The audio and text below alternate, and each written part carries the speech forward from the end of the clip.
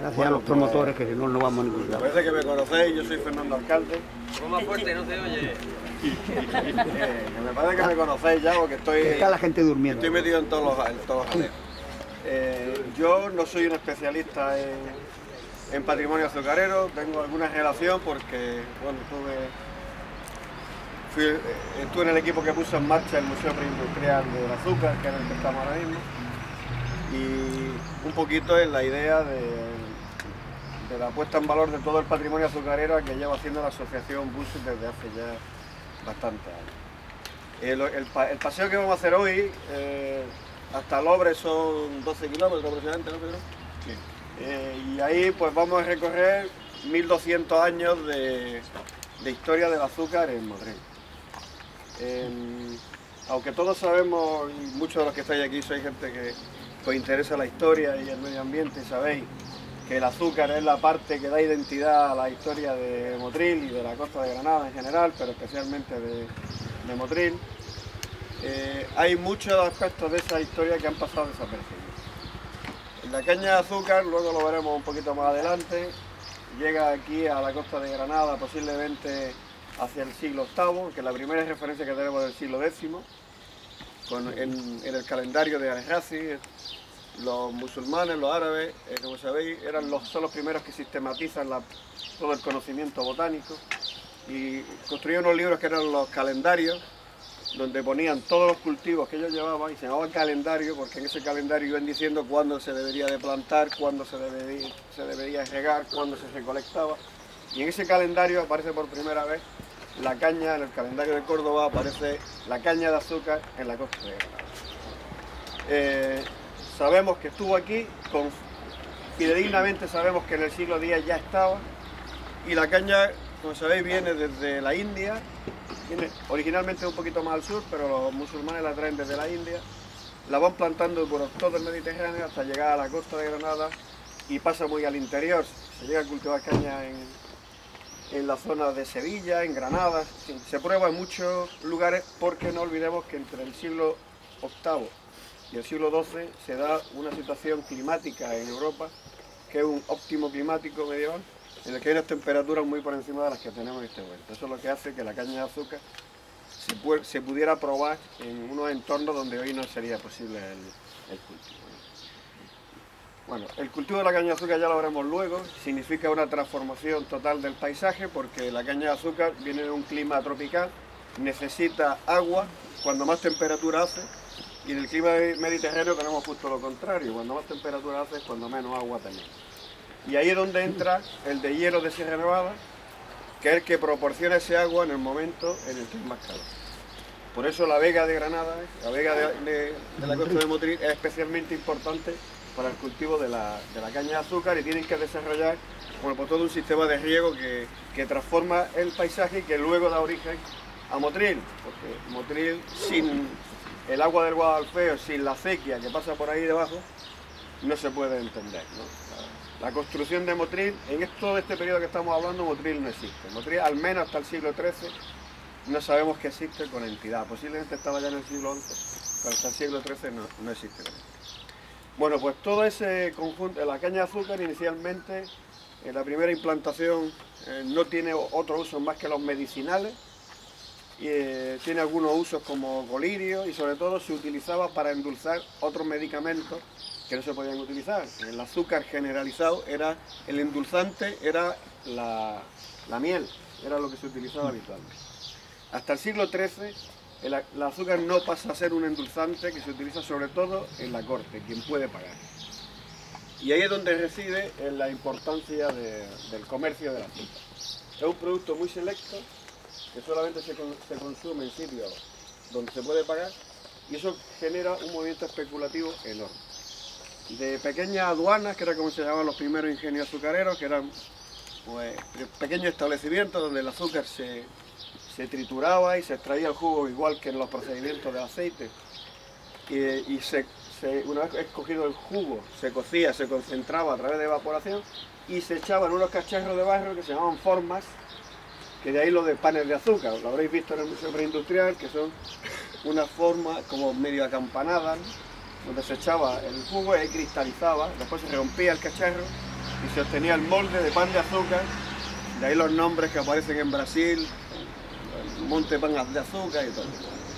Bueno, pues en el siglo XIII, por una serie de condicionantes que se dan en el Mediterráneo, de cierre de las rutas de comercialización, los genoveses esencialmente, aunque también los venecianos, que son los grandes comerciantes del Mediterráneo, llegan a un acuerdo, en este caso con la dinastía nazarí, para convertir aquellas pequeñas producciones de azúcar, que eran marginales, en un monocultivo para la exportación. Los genoveses son los que exportan el azúcar de Motril, también el de Málaga, no solo al Mediterráneo, sino sobre todo al norte de Europa, realmente a la zona de Francia, Flandes, todos esos sitios donde se comercializa el azúcar de Motril, aunque se comercializa con el nombre de Malicha, que es el azúcar de Málaga. Se mezcla con los productos de Málaga y se comercializa conjuntamente. Los genoveses son los que ponen el dinero para hacer los grandes ingenios. Es un salto en ese momento tecnológico muy importante. Se pasa de pequeños establecimientos que son las aduanas a grandes ingenios donde hay 4 o 5 molinos movidos hidráulicamente o a sangre con revezos de hasta 11 mulos, como se cita aquí en la Casa de la Palma. Si imaginar un molino movido por 11 mulos, y son grandes factorías que producen masivamente azúcar para su comercio. Esto que tenéis aquí es el Museo Preindustrial del Azúcar, que es el único ingenio azucarero del siglo, con seguridad 15, posiblemente está encima de uno anterior, que existe en Europa. Los motrileños, como suele pasar, el otro día en Facebook, lo decía el otro día, ¿no? Había una foto que decía, se ha visto un granadino en la Alhambra, ¿no? Pues esto es un poco lo mismo. Los motrileños lo vemos como un poco marginal, ahí en la Casa de la Palma, pero es el único ingenio azucarero preindustrial que existe en Europa. Esta es la importancia que tiene la Casa de la Palma. Y lo de la Palma, que imagino que ya lo sabéis, es por uno de esos genoveses que ponía el dinero, que arrendaba los ingenios para producir azúcar, que eran Lucas de Palma, un genovés.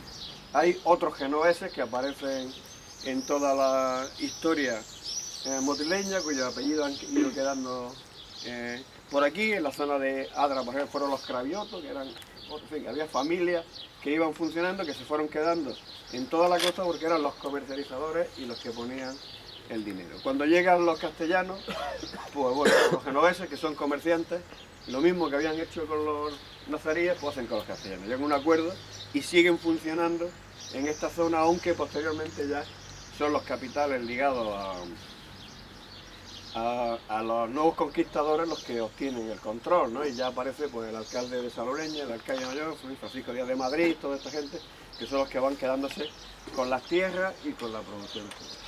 Bueno, pues esta es la primera parte de la historia. El ingenio, como sabéis, está en la parte de atrás. Esto se produjo en unas obras que se hicieron en su momento cuando el ayuntamiento pues, se hizo cargo, adquirió esta casa, en el que aparecieron en una zona de obras. Afortunadamente alguna gente que había entonces por allí, como Jesús, en fin, alguno más, consiguieron parar esa actuación. La plaza quedó abierta, se produjo una excavación que le hizo el soldado Antonio Malpica, de la que tenemos toda esta información, y en el 97, que fue donde yo participé, a través de un dinero de un fondo europeo, que fue, si no recuerdo mal, el segundo fondo europeo que llegó, conseguimos rehabilitar ese espacio y ahora se puede ver en el Museo Preindustrial. Me imagino que lo habréis visto todo y si no lo habéis visto, os aconsejo que lo veáis porque merece la pena. Bueno, esta es la primera parte de la historia. La Casa de la Palma estuvo funcionando con seguridad sabemos, desde 1400 y algo hasta 1750 y tanto, que es el último inventario que se hace, porque todos los años se hace un inventario de las piezas que había, de lo que se molturaba, porque todo el azúcar tenía que pagar una parte importante de impuestos, la alcabala, que era una parte que se tenía que pagar. Algunas veces se destinaba a hacer la muralla de Motril, que nunca se hizo, ¿no? O se hizo en parte, y para otro tipo de impuestos, y por eso sabemos que estuvo funcionando hasta 1700 y pico. 1700 y pico desaparece prácticamente el cultivo de la caña en Motril. Desaparece porque, como sabéis, la caña de aquí va hacia América, allí tiene unas condiciones de superficie, de clima y de mano de obra que nada tienen que ver con lo que hay aquí, y aquel azúcar compite con este y al final acaba desplazando la producción de azúcar en Motril, junto con un cambio climático. En 1700 se empieza la pequeña edad glacial, que es otro periodo frío. En Sierra Nevada, como muchos soy andarines, os lo habrán contado, que es cuando progresan un poquito más los glaciares, del que nos queda el trocito que queda debajo del Corral del Veleta, que allí queda todavía un núcleo del glacial de Sierra Nevada. Y en ese periodo frío, que aparece hacia 1700, acaba de liquidar la caña de azúcar. Las malas condiciones, las lluvias, el frío, las heladas y la competición con los azúcares hace que desaparezca el azúcar, ¿vale? Y ese es el primer ciclo del azúcar. En Motril había otros ingenios como este. Estaba el de los toledanos, que está donde está ahora el puente del Toledano. Estaba el ingenio nuevo, que es donde estaba la huerta de Condesa.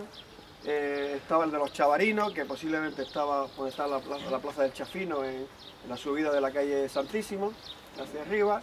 Y había algunos más. Todos fuera del casco urbano, porque el riesgo de incendio era muy alto y de hecho en Saloreña hay una cita de un ingenio que se incendia en Saloreña y casi arde la ciudad completamente, ¿no? Por eso hay una norma que lo hace sacar fuera. Y una de las consecuencias de esto fue una crisis ecológica importante.